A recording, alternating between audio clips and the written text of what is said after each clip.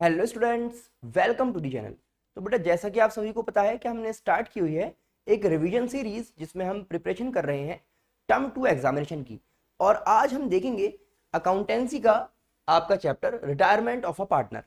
तो सबसे पहले समझ लेते हैं कि भाई रिटायरमेंट होता क्या है। तो रिटायरमेंट का मतलब ये होता है कि जो आपकी पार्टनरशिप फर्म थी उसमें जो पार्टनर्स थे उनमें से कोई पार्टनर जो है अब जा रहा है, और आज से जो फर्म कंटिन्यू करेगी वो बिना उस पार्टनर के करेगी रिमेनिंग पार्टनर्स के साथ। और ये रिटायरमेंट होता क्यों है? तो रिटायरमेंट होने के लिए बेटा तीन वजह यहाँ पर आपको मिलती हैं, तीन रीजन से रिटायरमेंट के। फर्स्ट यहाँ पर रीजन आपको मिलता है अकॉर्डिंग टू एग्रीमेंट, कि अगर आपने पहले से कोई एग्रीमेंट किया हुआ है कि सपोज एक पर्टिकुलर टाइम के बाद एक पार्टनर जो है जिसका भी नाम मेंशन है वो यहाँ से चला जाएगा, या एक पर्टिकुलर एज के बाद जो हमारे पार्टनर्स हैं उनको जाना होगा, रिटायरमेंट लेना होगा। तो अगर एग्रीमेंट इस टाइप का कुछ आपने किया हुआ है तो आपको यहाँ से रिटायरमेंट लेना होता है। पॉइंट नंबर 2 हमारे पास आता है कि अगर रिटायरमेंट के लिए कोई एग्रीमेंट नहीं है लेकिन बाकी सभी पार्टनर्स ही चाहें कि अब जो है फला पर्सन को, मिस्टर ABC को रिटायरमेंट ले लेना चाहिए, तो इस केस में भी उनको रिटायरमेंट लेना पड़ेगा। और थर्ड पॉइंट हमें मिलता है कि अगर जो आपका पार्टनर है वो खुद जाना चाहे तो वो क्या करेगा, अपनी इंटेंशन जाने की एक रिटन नोटिस के थ्रू बताएगा बाकी पार्टनर्स को और कहेगा कि भाई मैं अब जाना चाहता हूं, बहुत मैंने कमा लिया और घर जाके अब आराम करूंगा। तो तीन रीजंस हो गए ये कि जिसकी वजह से रिटायरमेंट यहां पर आपको देखने के लिए मिलता है। अब बात यह है कि जब रिटायरमेंट हो गया और जो हमारे रिमेनिंग पार्टनर्स हैं जब वो बिजनेस कर रहे हैं तो उनको बनानी पड़ेगी एक नई डीड, क्योंकि अब तक जो डीड थी वो ओल्ड पार्टनर्स के अकॉर्डिंग बनी हुई थी जिसमें रिटायरिंग पार्टनर भी इंक्लूडेड था। लेकिन अब जब वो जा रहा है तो अब रिकॉन्स्टिट्यूशन आपको करना होगा।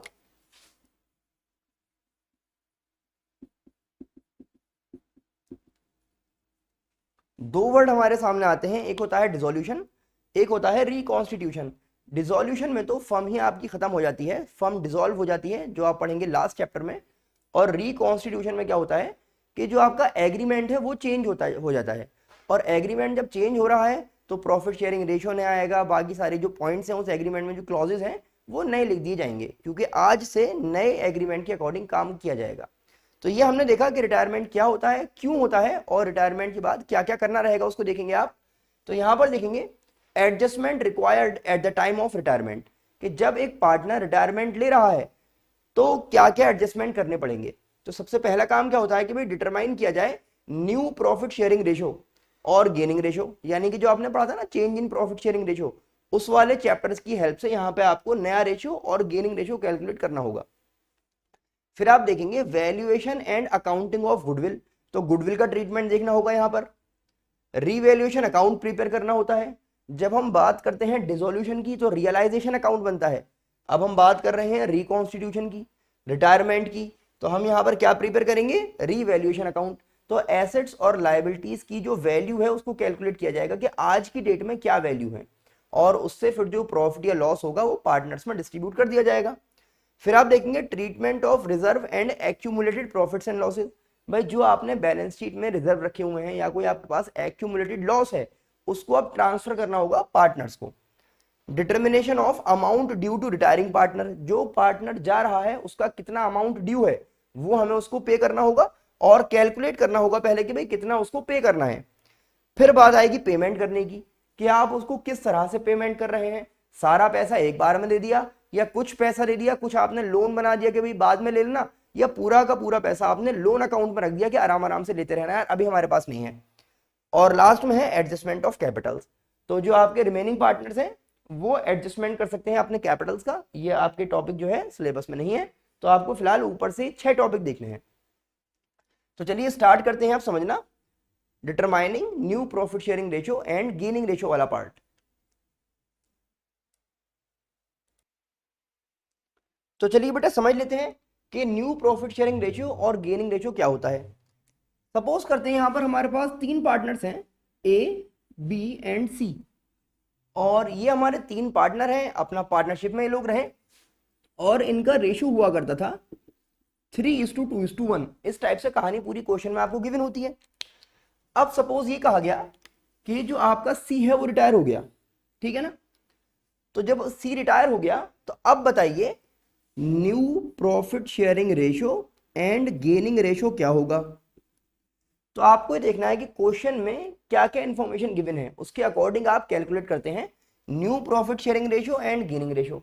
जैसे यहाँ पर इंफॉर्मेशन सिर्फ इतनी थी कि ए बी और सी 3 पार्टनर्स हैं जिनका ये रेशो है और सी रिटायर हो गया, बात खत्म। तो इस केस में आपको क्या करना है कि जो रिमेनिंग पार्टनर्स बचे, जो कंटिन्यूइंग पार्टनर्स बचे, उनका जो रेशो है यही हो जाएगा न्यू प्रॉफिट शेयरिंग रेशो। तो जो ओल्ड रेशो था वही बन जाएगा न्यू रेशो और यही बन जाएगा गेनिंग रेशो। क्या इतनी बात आप लोग समझ पा रहे हैं? फिलहाल जरा यहां आ जाते हैं। अगर आपसे कहा जाए कि भाई गेनिंग रेशो का फॉर्मूला बताइए, तो आप कहेंगे new ratio minus old ratio. तो न्यू में से अगर आप ओल्ड को माइनस कर देंगे तो गेनिंग मिल जाता है आपको। और अगर हमें न्यू प्रॉफिट शेयरिंग रेशो निकालना हो तो आप क्या करते हैं, old share plus acquired share, कि आपका पहले कितना शेयर था और आपको कितना और मिला। तो इसको भी हम समझेंगे। पहले आपको आसान हमने क्या बताया कि क्वेश्चन में अगर कोई खास इंफॉर्मेशन नहीं है तो आपको क्या करना है कि जो आपका ओल्ड रेशो था वही बन जाएगा न्यू रेशो और जो आपका न्यू रेशो आया वही क्या होगा, गेनिंग रेशो। ठीक है ना। अब यहां पर हम समझें कि सपोज क्वेश्चन में हमसे ये कहा गया कि सी रिटायर हुआ और जब सी गया तो इसने अपना शेयर जो है ए और बी को दे दिया। ऐसे लिखा होता है कि C retires and his share is taken by A and B. तो ए एंड बी को जो इसका शेयर मिला वो किसी पर्टिकुलर रेशो के हिसाब से मिला होगा, क्वेश्चन में बता रखा होता है। तो हमने कहा सपोज इक्वली ले लिया, ए एंड बी ने इस शेयर को इक्वली अपने पास रखा। तो यहां पर आप कैलकुलेट करेंगे पहले कि शेयर एक्वायर्ड बाय ए, कि भाई ए को कितना मिला। तो ए को कैसा मिलेगा कि सी का जो शेयर था, क्या शेयर था, 1/6, उसका इक्वली आपको 2 पार्ट में डिवाइड करना है उसको। तो आ गया 1/12। तो ए को मिला 1/12। इसी तरह शेयर एक्वायर्ड बाय बी, भाई बी को कितना मिला। तो बी का शेयर आप देखेंगे इसी 1/6 का हाफ मिल रहा है इसको। तो 1/6 का हाफ यानी कि 1/12। तो दोनों को 1/12 और 1/12 मिला। अब हमें देखना यह है कि भाई इनका न्यू रेशो कितना आया। तो न्यू रेशो के लिए क्या कहा गया है, ओल्ड प्लस एक्वायर्ड। तो हम अगर ए की बात करें कि ए का न्यू रेशो कितना होगा, तो ए का ओल्ड रेशो कितना है भाई, 3/6, प्लस कितना उसको और मिला, 1/12। तो कितना हो गया, 6 + 1 यानी कि 7/12 हो गया इसका। इसी तरह हम बात कर लेते हैं बी की। तो बी इज न्यू शेयर निकालना चाह रहे हैं, तो old share plus acquired share. तो ओल्ड आ गया और एक्वायर्ड आ गया, इसको आप प्लस कर लीजिए, 12 हो गया, 4 + 1 हो गया, 5/12। पूरा करने के बाद एक बार चेक कर लेते हैं कि हमने सही किया है या नहीं। तो बहरहाल न्यू रेशो जो है वो 7:5 आया। और चेक कैसे होगा, इन दोनों को प्लस करिए, 12 आ गया और यहां भी कितना है, 12 आ रहा है। तो इसका मतलब आपने ठीक किया है। तो न्यू रेशो निकालने के 2 तरीके देखे आपने, या तो क्वेश्चन में कुछ ना बताया गया हो तो बस जो बचा हुआ है वही न्यू है और वही गेनिंग है, लेकिन अगर कुछ कहानी अलग से बताई गई है आपको तो फिर उस केस में आपको कैलकुलेट करना पड़ेगा। पहले एक्वायर्ड और फिर उसको ओल्ड में प्लस कर दीजिए तो आपको मिल जाएगा न्यू रेशो। अब हमें देखना है गेनिंग रेशो। तो गेन किस तरह निकालेंगे, देखिए गेन के लिए हमें बताया गया है new ratio minus old ratio. तो अगर मैं ए की बात करूं और ए का गेनिंग रेशो निकालना चाहूं तो इसका न्यू रेशो आया है 7/12 ए का, माइनस कर देंगे ओल्ड रेशो 3/6। ठीक है ना। तो यहां पर आप देखेंगे कितना आ गया, 12 ये रहा, 7 - 6 1/12। इसी तरह अगर हम बी की बात करें तो बी का आप देखेंगे न्यू रेशो आया है 5/12 माइनस ओल्ड 2/6, ये आ जाएगा 1/6, 1/12 सॉल्व होकर। तो अब यहां समझने वाली बात यह है कि यहां पर आप देख पा रहे हैं कि ए और बी को कितना कितना गेन हुआ है, 1:1 के रेशो में गेन हुआ है ना। वही सेम 1:1 यहां से भी आपको मिल जाएगा। तो इस टाइप के क्वेश्चन में भी आप देखकर पता लगा सकते हैं कि गेनिंग रेशियो क्या आने वाला है। तो आपने क्या क्या देखा कि भाई न्यू रेशियो किस तरह कैलकुलेट किया जाएगा और गेनिंग रेशियो किस तरह कैलकुलेट किया जाएगा, अगर क्वेश्चन में डिफरेंट टाइप से उस बात को बता रखा है।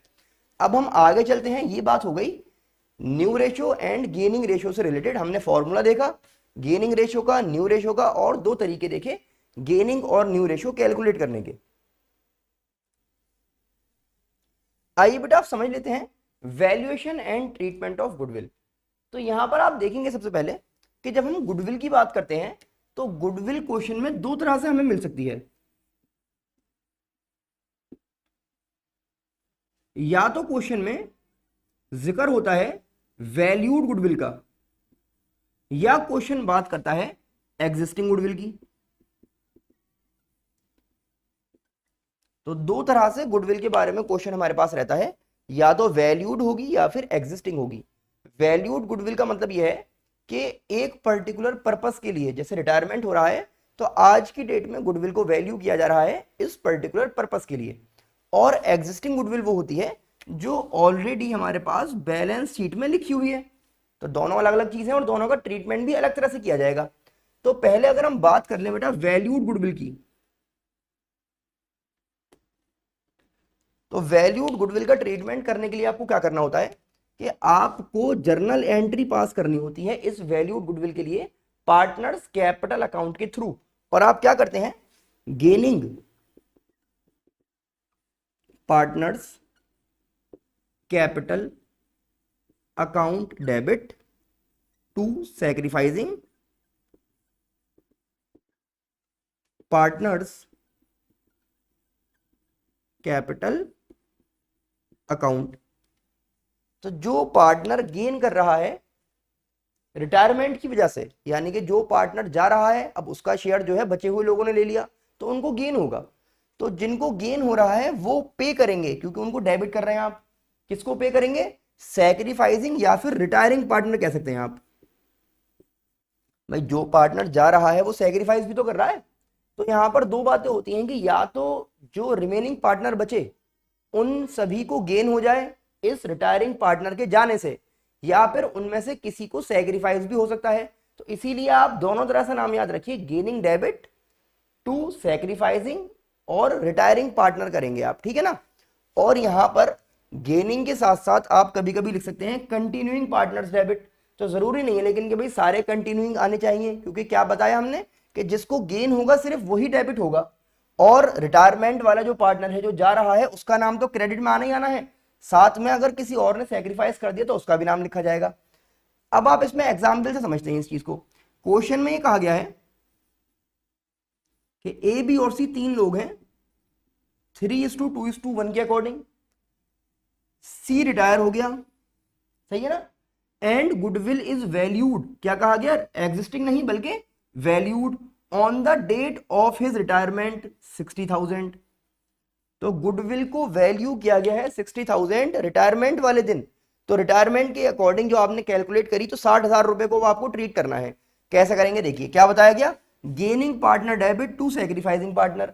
और अभी अभी हमने देखा कि जब क्वेश्चन में रेशो के लिए कुछ ना कहा गया हो तो जो आपका ये रिमेनिंग रेशो बचा, रिमेनिंग पार्टनर जो है यही न्यू रेशो हो जाएगा और यही गेनिंग हो जाएगा। तो यहां से हमें पता लगा कि ए और बी दोनों ही गेन कर रहे हैं। तो अब इस केस में जर्नल क्या बनाएंगे आप, तो आप यहां पर जर्नल लिखेंगे A's capital account debit, B's capital account debit to C's capital account. अब यहां बात समझते हैं कि भाई वैल्यू कैसे लिखी जाएगी यहां पर। तो ये फॉर्मूला दिया गया, retiring partner share of goodwill कैसे निकालें, तो value of firms goodwill into profit share of retiring partner. तो यहां पर आप देखेंगे वैल्यू कितनी है 60,000, शेयर ऑफ रिटायरिंग पार्टनर जो जा रहा है उसका शेयर कितना है 1/6। तो इसका आप अगर 1/6 कर देते हैं तो आपको मिल जाएगा 10,000 और यहां पर आ जाएगा 10,000, ये आ गया सी में, सही है ना। अब हमें देखना है कि ए और बी में क्या वैल्यू लिखी जाएगी। तो ये 10,000 जो आपने निकाला है ये टोटल मिल रहा है सी को, लेकिन ए और बी दे रहे हैं अपने गेनिंग रेशो में, क्योंकि हमने क्या कहा, गेनिंग पार्टनर्स डेबिट। वर्ड आपको बहुत ध्यान से देखने, जब भी हम यहाँ पर गेनिंग पार्टनर की बात कर रहे हैं तो हमेशा सैक्रिफाइसिंग और गेनिंग रेशो में ट्रीट किया जाएगा इस चीज को। तो यहां पर आप देखेंगे गेनिंग रेशो है 3:2, तो इसको आप 3:2 में कर देंगे, तो ये आ गया आपका 6,000, और फिर 2 के हिसाब से आ जाएगा 4,000, और टोटल हो गया देखिए 10,000। ये हमने क्या देखा कि एक तो गुडविल जो है वो आपको कैलकुलेट किस तरह करनी है, तो जो टोटल गुडविल है और जो पार्टनर जा रहा है उसके रेशो से आप मल्टीप्लाई कर लीजिए। और गेनिंग रेशो कैसे निकलेगा, अगर क्वेश्चन में आपको डायरेक्टली बता रखा है तो उसके अकॉर्डिंग कर लेंगे, ओल्ड माइनस न्यू और न्यू माइनस ओल्ड के हिसाब से। ओल्ड माइनस न्यू कर रहे हैं तो सैक्रिफाइसिंग निकल के आएगा, और अगर न्यू माइनस ओल्ड कर रहे हैं तो गेनिंग आपके सामने आएगा।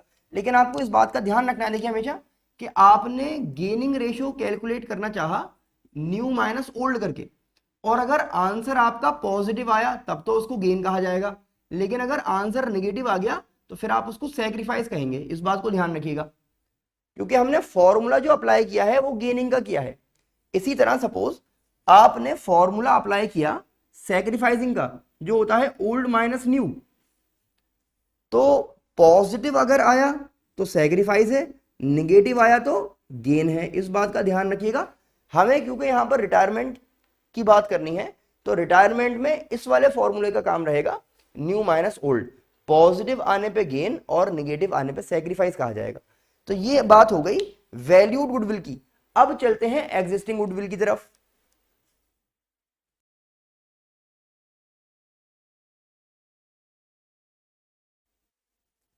अब देखिए बेटा, यहां पर समझते हैं कि जो हमारी वैल्यूड गुडविल थी उसका ट्रीटमेंट किया गया है सैक्रिफाइसिंग गेनिंग रेशो के अकॉर्डिंग। लेकिन अगर हम एग्जिस्टिंग गुडविल की बात करें, वो गुडविल जो ऑलरेडी बैलेंस शीट में है, यानी कि एसेट्स में लिखी हुई है, और हमें ये पता है कि सभी एसेट्स जो हैं वो डेबिट में आते हैं। अब हमें जो एग्जिस्टिंग गुडविल होती है ना, उसको राइट ऑफ करना होता है। एग्जिस्टिंग गुडविल को क्या करना होता है, हमें राइट ऑफ। और जब भी आप राइट ऑफ करते हैं तो ओल्ड रेशो में किया जाएगा। तो इससे हमें ये पता लगा कि वैल्यूड गुडविल का ट्रीटमेंट जो करना है वो सैक्रिफाइसिंग गेनिंग में करना है, और ओल्ड गुडविल जो है, एग्जिस्टिंग गुडविल जो है, उसको आपको ओल्ड रेशो में ट्रीट करना है। अब ओल्ड रेशो में जब राइट ऑफ करेंगे तो जैसे हमने कहा कि एसेट्स वैसे सारे डेबिट में आते हैं, लेकिन जब आप इनको राइट ऑफ करेंगे, खत्म करेंगे, तो अब ये क्रेडिट हो जाएंगे, उसके बाद ही खत्म हो सकते हैं। तो इसके अकॉर्डिंग देखिए जर्नल क्या बनेगी, जर्नल में आप कहते हैं all partners capital account debit to goodwill. तो यहां पर समझिए भाई, गुडविल हमने क्या कहा, डेबिट होती है वैसे, लेकिन क्रेडिट में होकर खत्म हो जाएगी। और यहां पर अब हम सैक्रिफाइसिंग या गेनिंग वाला वर्ड यूज नहीं कर रहे, बल्कि हम कह रहे हैं ऑल। तो जैसे ही आप ऑल कहेंगे ना, तो अपने आप ओल्ड रेशियो अप्लाई हो जाएगा। अब जो आपको इसको ट्रीट करना है वो ओल्ड रेशियो में करना है। समझते हैं भाई इस चीज को। क्वेश्चन ने हमसे कहा ए बी और सी 3 लोग हैं, 3:2:1 के हिसाब से, और सी रिटायर हो जाता है, और उस दिन हमारे पास गुडविल है बैलेंस शीट में, यानी कि एग्जिस्टिंग गुडविल है। और क्वेश्चन में कहता है इसके लिए गुडविल अपीयर्ड। तो इन वर्ड्स का आपको ध्यान रखना है। तो goodwill appeared in balance sheet at ₹1,20,000। तो 1,20,000 की आपके पास गुडविल है, कौन सी वाली, पुरानी वाली एग्जिस्टिंग गुडविल। तो एग्जिस्टिंग गुडविल का ट्रीटमेंट करने के लिए क्वेश्चन में कुछ नहीं कहा तो राइट ऑफ कर देंगे इसको। तो ऑल कहा गया, तो आप कहेंगे A is capital account debit, B is capital account debit, C is capital account debit to goodwill. सही है ना। तो गुडविल टोटल कितनी है, 1,20,000, और ये पूरी खत्म कर रहे हैं तो राइट ऑफ करना चाह रहे हैं आप इसको। अब यहां पर देखेंगे इस 1,20,000 को 3:1 के हिसाब से कर लीजिए। तो 3:1 में जब करेंगे तो यहां पर आ जाएगा 60, यहां आ जाएगा 40, और यहां आ जाएगा 20। ये आपने टोटल ही जो गुडविल थी उसको राइट ऑफ कर लिया। अब क्वेश्चन में सपोज अगर हमें दोनों गुडविल एक साथ मिल जाए तो कोई कंफ्यूजन वाली बात नहीं है, बिल्कुल परेशान नहीं होना है आपको। ओल्ड गुडविल को, एग्जिस्टिंग गुडविल को राइट ऑफ करते हुए चलिए, और दूसरी एंट्री बनाइए वैल्यूड गुडविल की, और उसको सैक्रिफाइसिंग गेनिंग रेशियो के हिसाब से क्या कहेंगे, gaining partners capital account debit to sacrificing partner. तो हमने देखा गुडविल का ट्रीटमेंट दो तरह से, या तो वैल्यूड होगी या फिर एग्जिस्टिंग होगी। और कभी कभी ये जो वैल्यूएशन यहाँ लिखा हुआ है ना, तो आपसे खुद भी कह सकता है गुडविल कैलकुलेट करने के लिए। तो गुडविल आप कैलकुलेट करेंगे चैप्टर नंबर 3 जो था आपका, वैल्यूएशन ऑफ गुडविल करके एक चैप्टर था ना, इसमें मेथड्स पढ़े थे आपने, तो उन मेथड्स के अकॉर्डिंग आपको यहाँ पर गुडविल खुद भी कैलकुलेट करने के लिए आ सकती है, और उनका जो लिंक है रिवीजन करने के लिए आपको डिस्क्रिप्शन में प्रोवाइड कर दिया जाएगा। तो जरूर आप वहां से तीनों मेथड्स को रिवाइज कर लें, ताकि अगर इस टाइप का क्वेश्चन आ गया कि पहले खुद आपको कैलकुलेट करनी हो और उसके बाद क्वेश्चन सॉल्व करना हो, तो आप दोनों काम कर पाए। चलिए फिलहाल आगे चलते हैं नेक्स्ट टॉपिक की तरफ। देखिए आगे चलने से पहले यहां पर एक बात और समझ लेते हैं, जो है हमारी हिडन गुडविल। तो अगर आप हिडन गुडविल की बात करते हैं तो देखिए ये किस तरह कैलकुलेट की जाएगी। सपोज करिए क्वेश्चन में आपसे कहा कि ए बी और सी तीन लोग हैं, 3:2:1 के हिसाब से। सी रिटायर होता है, और जब ही रिटायर हो रहा है तो इसका कैपिटल आपने कैलकुलेट किया कि भाई लो तुम्हारे इतने रुपए बन रहे हैं, तो इसका कैपिटल आ रहा है निकलकर सपोज 2,20,000। तो ये इसके कैपिटल की वैल्यू आ रही है जो आप इसको पे करने वाले हैं। लेकिन जब ये जा रहा था तो इसको आपने 2,20,000 की जगह पेमेंट किया 2.5 लाख का। कितना पेमेंट किया बेटा? 2.5 लाख का। तो अब सोचने वाली बात यह है कि जब 2,20,000 बन रहे थे तो हमने इसको ज्यादा पेमेंट किस बात का किया? तो ये जो 30,000 एक्स्ट्रा हमने इसको दिए ना, यही पेमेंट था गुडविल का। ए और बी ने इतनी वैल्यू जो है, क्योंकि जा रहा है तो गुडविल के लिए इसको पे की है। अब इसमें जर्नल कैसे बनाएंगे आप? तो यहां पर देखिए सबसे पहले आपने ये तो पता कर लिया ना गुडविल कितनी आ रही है, और आपको ये पता है कि जब आप गुडविल की एंट्री करते हैं तो गेनिंग डेबिट टू रिटायरिंग या टू सैक्रिफाइसिंग के हिसाब से होती है। और यहाँ पे क्वेश्चन हमारा एक नॉर्मल तरीके का है, जिसमें न्यू रेशो जो आया है वही हमारा गेनिंग रेशो हो जाएगा। तो यहां पर देखेंगे एंट्री क्या बनाएंगे आप, A's capital debit, B's capital debit to C's capital, क्योंकि सी जा रहा है। सी को हमने टोटल 30,000 पे किया है, और ये 30,000 जो है ए और बी ने पे किया है, और अपने गेनिंग रेशियो में पे किया है इसने। तो 3:2 में कर देंगे आप 30,000 को, करके देखते हैं।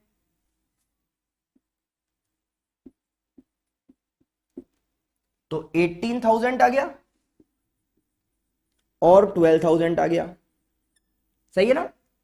देखिए इसी क्वेश्चन में अगर हम थोड़ा चेंज कर दें और ये कहें कि ए बी और सी तीन लोग थे जिनका रेशियो 3:2:1 था। सी रिटायर होता है और उसका कैपिटल बनता है 2,20,000, उसको पे किया गया फुल सेटलमेंट में 2.5 लाख। तो हम ये समझ जाएंगे कि हाँ भाई 30,000 की गुडविल है। लेकिन आगे क्या कहा कि A and B decided to share the future profits equally. तो अब आप लोग इसको ट्राई करके देखिएगा कि अब आप इसमें एंट्री क्या बनाएंगे। ये ध्यान रखिएगा, अब इसमें न्यू रेशियो गिवन है। जब न्यू रेशियो गिवन है और ओल्ड रेशियो ये आ गया, तो पहले गेनिंग रेशियो आप कैलकुलेट करेंगे, और गेनिंग रेशियो कैलकुलेट करने के बाद जर्नल बनाएंगे, ठीक है ना? अब चलते हैं बेटा रीवैल्यूएशन वाले टॉपिक की तरफ। चलिए अब बात कर लेते हैं revaluation of assets and reassessment of liabilities की। कि जब एक पार्टनर जा रहा है तो आप सारी वैल्यूज रिवाइज कर रहे हैं आप लोग, के आज से नए सिरे से काम होगा, एक नई स्टार्टिंग आप लोग कर रहे हैं। तो ये देख रहे हैं कि भाई हमारे पास जो भी असेट्स हैं, लायबिलिटीज हैं, उनकी आज की डेट में वैल्यू क्या है। तो रिवाइज्ड वैल्यूज कैलकुलेट करना चाह रहे हैं आप रिटायरमेंट के टाइम पर। तो इसके लिए आप प्रिपेयर करते हैं रीवैल्यूएशन अकाउंट।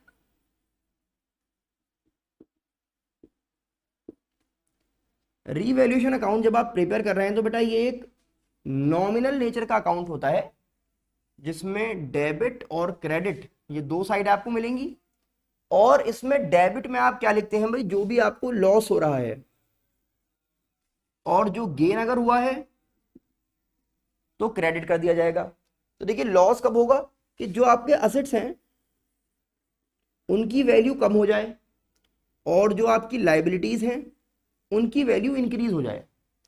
इसी तरह से जो आपके असेट्स हैं उनकी वैल्यू इंक्रीज हो जाएगी तो गेन है, और लाइबिलिटीज की वैल्यू अगर कम हो गई तो ये भी फायदा है आपके लिए। तो ये एक छोटा सा अकाउंट है जिसमें आपको समझना है कि भाई कब आपको डेबिट करना है और कब आपको क्रेडिट करना है, और उसके बाद इसमें गेन या लॉस निकाल लेते हैं आप। अगर क्रेडिट साइड ज्यादा है तो गेन हुआ है, तो यहां पर आप लिखते हैं 2 gain on revaluation transfer to all partners capital account. All लगा दिया गया है, इसका मतलब ओल्ड रेशो में होगा। अगर डेबिट साइड ज्यादा आती है तो उसको आप लॉस कहेंगे, तो यहां पर लिख देंगे by loss on revaluation transfer to all partners capital account. क्योंकि ऑल कहा गया तो ओल्ड रेशो में ट्रांसफर कर देंगे। अब समझने वाली बात यहां पर ये आती है कि जब हमने एक बार रीवैल्यूएशन कर दिया, तो रीवैल्यूएशन करने के बाद अब जो आपकी न्यू बैलेंस शीट अगर बनेगी तो नई वाली बैलेंस शीट में सभी रिवाइज्ड वैल्यूज लिखी जाएंगी।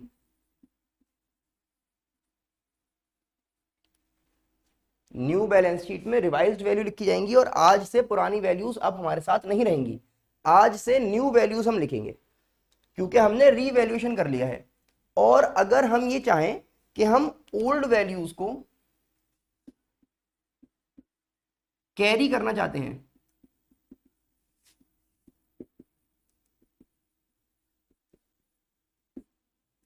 अगर आप ओल्ड वैल्यूज को चाहते हैं कि भाई पुरानी वाली वैल्यूज ही लिखी रहे, तो फिर आप रीवैल्यूएशन अकाउंट नहीं बनाते, बल्कि आप नेट इफेक्ट कैलकुलेट करते हैं। और जब आप रीवैल्यूएशन बना रहे हैं तो ओल्ड रेशो से काम लिया गया है, और जब आप नेट इफेक्ट कैलकुलेट करेंगे तो सैक्रिफाइसिंग और गेनिंग रेशो अप्लाई किया जाएगा। ये नेट इफेक्ट क्या है भाई?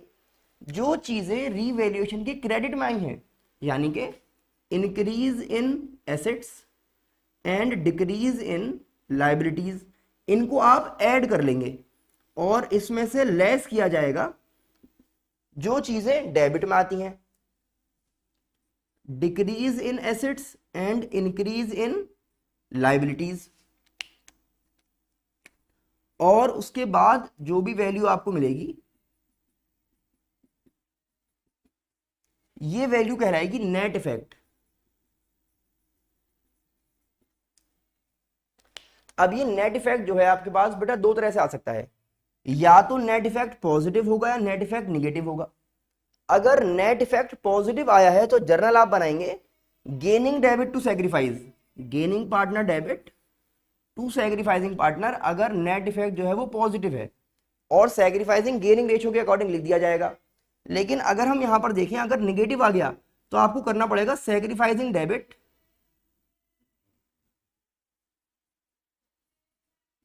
टू गेनिंग पार्टनर, अगर निगेटिव आया है, और सैक्रिफाइसिंग की जगह पर रिटायरिंग वाला वर्ड भी आप यूज कर सकते हैं, ठीक है ना। तो इस तरह से आप देखेंगे जब रीवैल्यूएशन किया जा रहा है तो किस तरह से ट्रीटमेंट करना है, दो तरह से। ओल्ड वैल्यूज को खत्म कर देना है तो रीवैल्यूएशन कीजिए, ओल्ड वैल्यूज को कंटिन्यू करना है नई बैलेंस शीट में तो नेट इफेक्ट निकालिए। कैरी का मतलब क्या है कि अब जो नई बैलेंस शीट बनेगी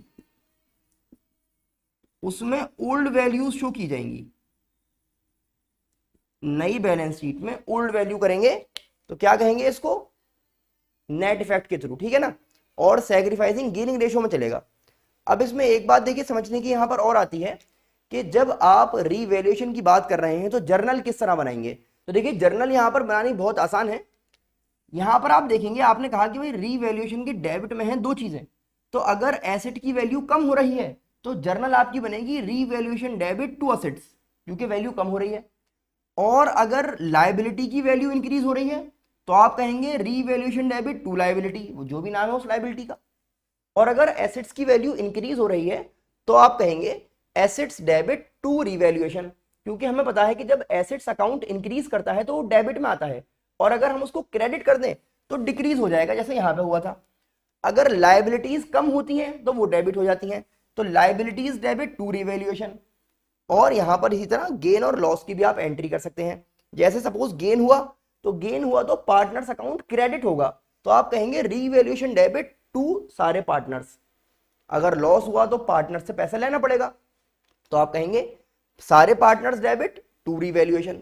तो ये हमने समझा कि भाई रीवैल्यूएशन अकाउंट में क्या करना होता है। और इस बात का आप ध्यान रखिएगा, एक छोटा सा यहां पर पॉइंट आता है कि एसेट्स या लायबिलिटीज की वैल्यू इंक्रीज जब हुई तो लिखा होता है सपोज इंक्रीज्ड टू 25,000, एक लिखा हुआ है सपोज इंक्रीज्ड बाय 25,000। तो इसको समझिए, जब कह रहा है इंक्रीज्ड टू 25,000 तो अब आपको क्या करना है, ये देखना है कि फिलहाल वैल्यू कितनी थी। तो सपोज क्वेश्चन में लिखा हुआ मिलेगा फिलहाल वैल्यू 22 है, और इंक्रीज टू का मतलब है कि इंक्रीज होकर 25 हो गई। तो इस केस में आप यहां पर 3,000 रुपए लिखेंगे सिर्फ, क्योंकि इंक्रीज कितना हुआ है, इंक्रीमेंट कितना हुआ है 3,000 का। लेकिन अगर आप यहां पर देखें इंक्रीज्ड बाय, बाय का मतलब यह 25,000 इंक्रीज हो गए, तो अब यहां पर 3,000 नहीं बल्कि 25,000 लिखा जाएगा। डिफरेंस देख रहे हैं आप लोग। और फिर अगर आपको नई बैलेंस शीट बनानी है तो नई बैलेंस शीट में इस वाले के अकॉर्डिंग तो 25,000 रुपए लिखे जाएंगे, और इस वाले के अकॉर्डिंग कितने लिखे जाएंगे कि पहले 22 थे, अब 25 और इंक्रीज हो गए तो 47 लिखे जाएंगे। तो डिफरेंस देखिए दोनों में। इसी तरह से डिक्रीज वाले केस में भी कर सकते हैं। और अगर आपको क्वेश्चन में कहा गया है कि कोई अनरिकॉर्डेड लायबिलिटी आ गई तो भाई लॉस है तो यहां पर आ जाएगा, अनरिकॉर्डेड एसेट मिल गया तो गेन है, यहां पर आ जाएगा। इस टाइप से आप रीवैल्यूएशन कर सकते हैं। और फिर जब हम एक साथ क्वेश्चन करेंगे पूरी बुक में से तो आप देखेंगे डिफरेंट चैप्टर्स में किस तरह आपको सॉल्यूशन करने हैं। फिलहाल हम जो है हर चैप्टर के जो है कंसेप्ट समझना चाहते हैं कि भाई हर चैप्टर को किस तरह से आपको सॉल्व करना है, किस टॉपिक में आपको क्या करना है। पहले हमने एनपीओ देखा था, आज हम इसी तरह से कंसेप्ट समझ रहे हैं रिटायरमेंट के।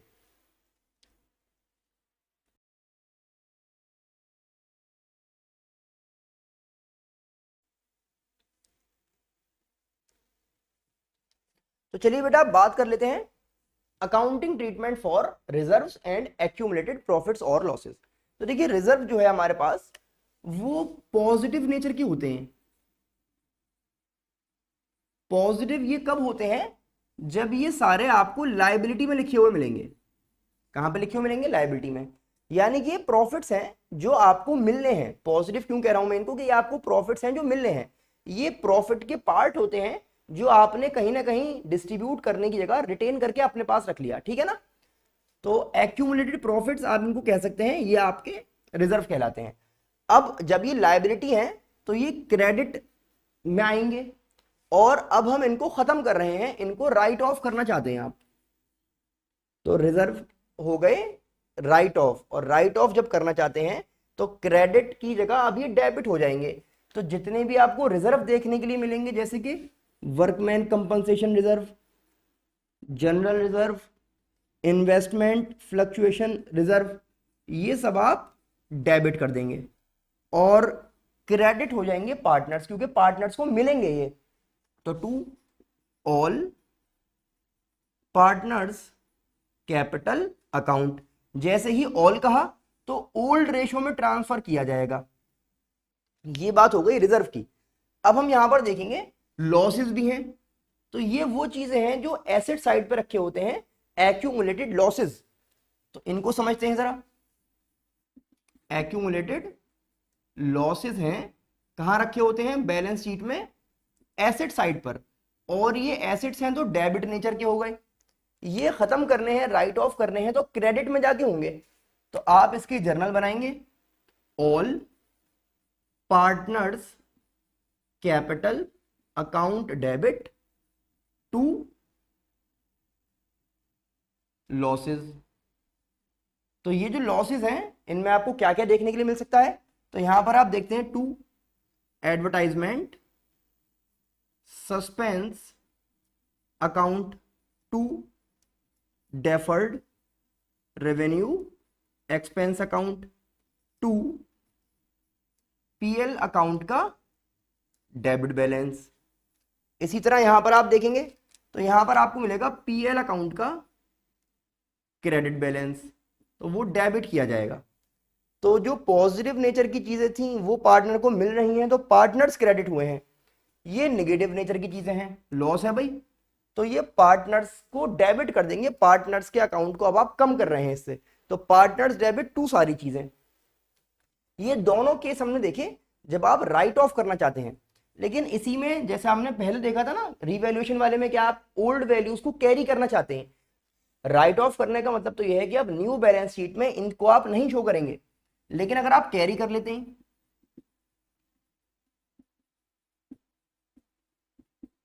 तो कैरी करने के लिए हमने देखा था नेट इफेक्ट को यूज करना है। अच्छा यहां पर देखा आपने ओल्ड रेशो की बात हो रही है क्योंकि ऑल पार्टनर्स कह रहे हैं तो अप्लाई हो रहा है ओल्ड रेशो। लेकिन जब हम यहां पर आ जाएंगे तो नेट इफेक्ट को यूज करना है। अब सैक्रिफाइसिंग और गेनिंग रेशो में काम होगा। किस तरह से होगा समझिए। देखिए जो सारे पॉजिटिव नेचर के रिजर्व हैं ये वाले, इन सबको ऐड कर लेंगे और इसमें से डिडक्ट कर देंगे ये सारी चीजें। तो यहां पर जो सारे रिजर्व हैं उनको आप प्लस करेंगे एक जगह। तो आप ये कह सकते हैं कि जितने भी रिजर्व यहां पे आपके पास आए हैं लायबिलिटी वाले, तो लायबिलिटी वाले रिजर्व सारे आप ऐड कर लीजिए और उसमें से लेस करिए जो चीजें एसेट्स में दे रखी हैं।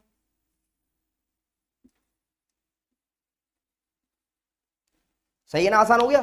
तो लायबिलिटी में जो कुछ था उसको उठा के प्लस कर दो और एसेट्स में जो आपको यहां पर मिला था उसको आप माइनस कर दीजिए। अब जो वैल्यू आपके सामने आएगी उसको आप कहेंगे नेट इफेक्ट। और यहां पर भी देखिए सेम वही कहानी चलेगी कि नेट इफेक्ट या तो पॉजिटिव होगा या निगेटिव होगा।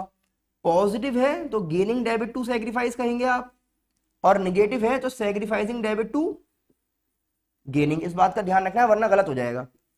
अच्छा यहां पर भी देखिए एक बात समझिए कि लायबिलिटी में ना इन रिजर्व के साथ कभी कभी आपको लिखा हुआ मिलेगा वर्कमैन प्रोविडेंट फंड या फिर एम्प्लॉयज प्रोविडेंट फंड। तो ये जो आपका फंड है ना एम्प्लॉयज प्रोविडेंट फंड, ये ईपीएफ जो है आपका, ये लायबिलिटी है बेटा, ये आउटसाइडर लायबिलिटी है। तो इसको आप यहां पर राइट ऑफ नहीं कर सकते, पार्टनर्स में डिस्ट्रीब्यूट नहीं कर सकते इसको।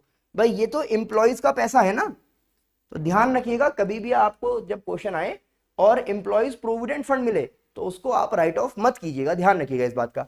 अब यहां पर समझने वाली बात यह है कि भाई ये जो ट्रीटमेंट है ना इस टॉपिक में रिजर्व का और प्रॉफिट्स एंड लॉसेस का, ये काफी लेंथी ट्रीटमेंट है क्योंकि इसमें देखिए हर चीज के बारे में समझना है। वर्कमैन कंपनसेशन रिजर्व के बारे में है, इन्वेस्टमेंट फ्लक्चुएशन रिजर्व के बारे में है और काफी सारे पॉइंट्स हैं। तो अगर मैं उसको इस वीडियो में यहां पर क्लियर करने लगा तो अराउंड 15 से 20 मिनट जो है और लंबी खिंच जाएगी हमारी वीडियो, जो हम यहाँ पर फिलहाल नहीं चाहते क्योंकि रिवीजन हम कर रहे हैं। तो जिन लोगों ने ये टॉपिक जो है नहीं पढ़े हैं या भूल गए हैं तो उसका लिंक आपको डिस्क्रिप्शन में प्रोवाइड कर दिया जाएगा, क्योंकि change in profit sharing ratio में बहुत ही ज्यादा डीपली हमने इस टॉपिक को समझा था। तो लिंक आपको डिस्क्रिप्शन में दे दिया जाएगा, वहां से आप लोग अच्छी तरह उसको कर लीजिएगा। और अगर समझ में नहीं आए तो फिर मुझे बता दीजिएगा, फिर दोबारा एक बार एक प्रॉपर वीडियो बना ली जाएगी और उसमें बहुत ही डीपली समझा रखा है। पूरी एक वीडियो अराउंड 40 मिनट्स की, तो उसमें दोनों का ही ट्रीटमेंट बहुत अच्छी तरह जर्नल के साथ समझाया हुआ है। तो फिलहाल आपने देखा कि एडजस्टमेंट किस तरह से करना है रिजर्व का और एक्यूमुलेटेड प्रॉफिट्स एंड लॉसेस का। अब आगे चलते हैं।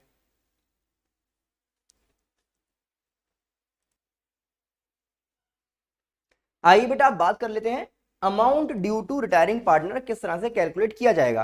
तो जो पार्टनर जा रहा है उसका जब आप कैपिटल अकाउंट बनाना चाह रहे हैं तो उसको किस किस चीज से आपको क्रेडिट करना है, यानी कि कैपिटल कब कब इंक्रीज होगा और कैपिटल कब कब डिक्रीज होगा, यानी कि कैपिटल अकाउंट को आपको किन चीजों से डेबिट करना है, वो आज हम देखने वाले हैं।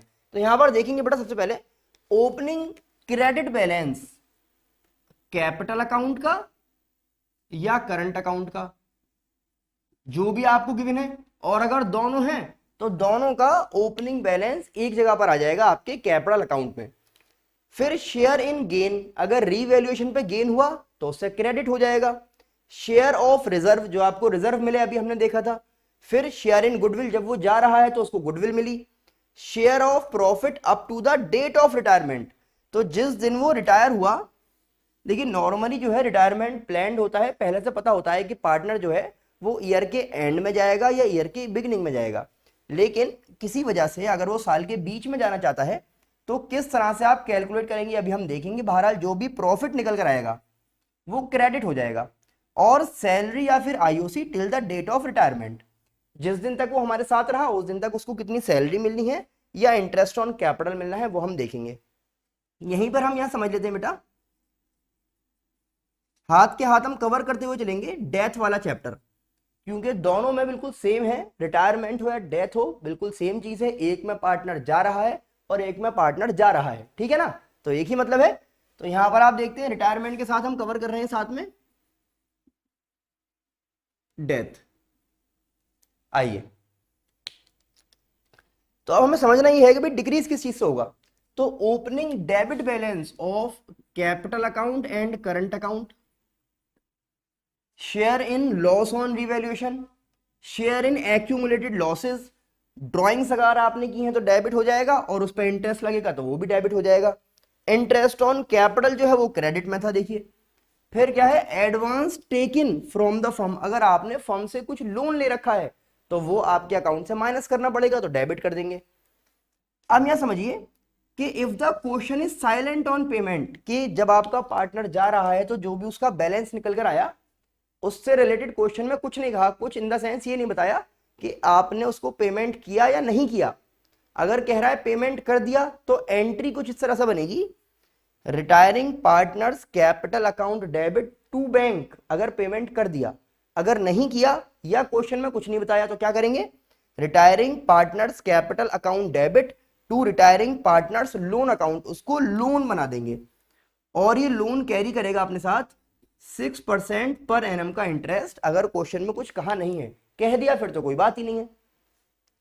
अब हम ये देखने वाले कि भाई रिटायरमेंट या डेथ के टाइम पे अगर आपको कैलकुलेशन करना है बिटवीन द ईयर, कि भाई आप देखो डेथ में तो प्री प्लान नहीं हो सकता, वो तो कभी भी मर सकता है आदमी, और रिटायरमेंट अगर आपने प्री प्लान नहीं है, बीच में आप जा रहे हैं, तो एक पर्टिकुलर डेट तक का प्रॉफिट किस तरह से डिटरमाइन किया जाएगा कि आपको कितना प्रॉफिट देना चाहिए, उसका कैलकुलेशन देख लेते हैं।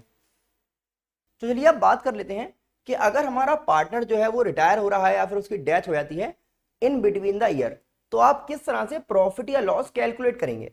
तो दो तरीके हैं, एक होता है टाइम बेसिस और एक होता है टर्नओवर या फिर सेल्स बेसिस। क्या करना होता है समझिए, टाइम बेसिस में आपको या तो प्रीवियस ईयर का जो भी प्रॉफिट या लॉस है उसके बेस पे कैलकुलेट करना होता है, या फिर एवरेज प्रॉफिट कैलकुलेट करना होता है पास्ट ईयर्स का, जितने भी क्वेश्चन में गिवन होते हैं, और एवरेज प्रॉफिट या लॉस जो भी आया उसको टाइम के अकॉर्डिंग आप डिस्ट्रीब्यूट कर देते हैं। समझते हैं इस चीज को, ये कहा गया कि ए बी एंड सी तीन लोग हैं 3:2:1 के हिसाब से, सी जो है वो रिटायर हो गया या फिर सी की डेथ हो जाती है अगर, तो किस तरह से उसका प्रॉफिट कैलकुलेट करेंगे। अब सपोज कीजिए उसकी डेथ होती है 30 जून को, तो पहले आपको ये देखना है कि भाई हमारे साथ कितने दिन रहा, तो अप्रैल मई जून 3 महीने हमारे साथ रहा।